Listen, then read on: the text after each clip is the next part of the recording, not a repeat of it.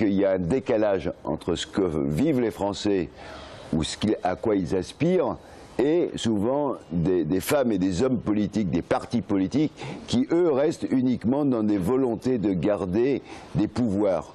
Donc plus il y a de structures, plus il y a d'échelons, de la mairie, le canton, le département, la région, les métropoles, tout ça, bah ça crée chaque fois des élus supplémentaires, donc des possibilités de clientèle supplémentaire.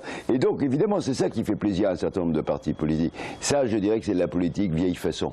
Maintenant, les gens, ils aspirent effectivement à ce que la politique, ce soit quelque chose qui correspond à leur vrai bassin de vie et qui réponde à des besoins. Et ce n'est pas l'empilement des élus qui va permettre. Donc, mais vous êtes pour les métropoles, contre les départements et pour des grandes régions? Je pense que les grandes régions, ça va s'imposer. On ne peut pas avoir des régions différentes en termes de taille et de capacité. Quand on voit ce qui se passe en Allemagne, quand on voit les régions en Espagne, en Grande-Bretagne, par exemple, ou en Belgique, on voit bien qu'on est dans un système très différent. En France, avec nos 36 000 communes, je dirais que ça n'a pas de sens. On voit aujourd'hui des communes de quelques centaines d'habitants à côté de métropoles qui en ont plus d'1 million, 1,5 million.